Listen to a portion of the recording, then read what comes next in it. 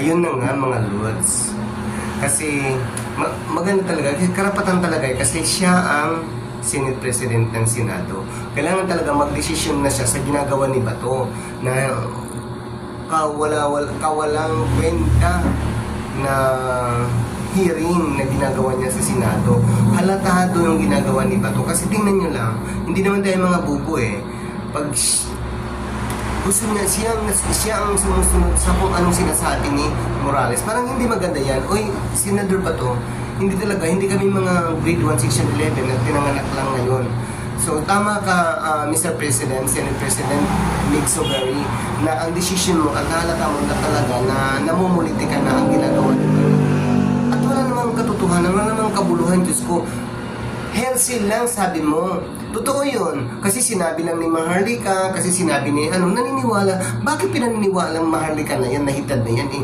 Isang traidor yan dito sa buong Pilipinas na para mapahiya ang bansa ng Pilipinas sa ibang mga bansa, sa kagagawan niya. Kasi hindi na siya, she don't care about anything sa ating bansa kasi American citizen na siya. So sana naman magkaroon siya ng libel cases na isampa sa kanya o kaya there is a move na for deportation. Ipa-deport na nga yan, hita na yan para doon na lang niya magluto ng mga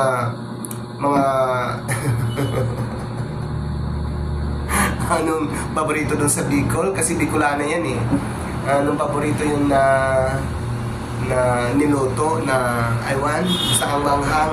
O yun, doon ka na lang, umuwi ka na hita, doon ka na dyan, baka mapusasan ka pa ng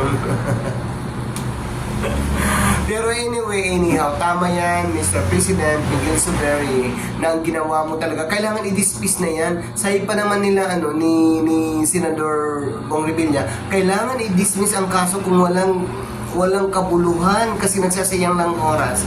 Tama yan. So maraming pong salamat. Sana po maintindihan yung mga bubong mga nanonood dyan sa mga PDL lek na hearing dyan sa ginagawa ni Senador Bato. Kailangan nyo na sabihin niya kung sino man ang side ni Bato. Kailangan nyo na pagsabihan si Bato na itapon na siya sa labas ng Senate.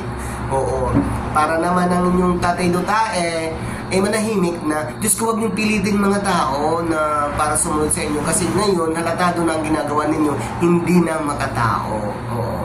So yun lang po at sana po nagustuhan ninyo at kung meron man kayo magiging comment sa aking konti comment, ilagay nyo sa comment section ko kung ano talagang gusto ninyo, yung mga reactions sa sinasabi at aking reactions base sa atin na kukuha sa mga social media. Yun po. Ito po yun. Basahin nyo kung anong sinabi ni Mig Soberi, ang Senate President natin. Bye-bye!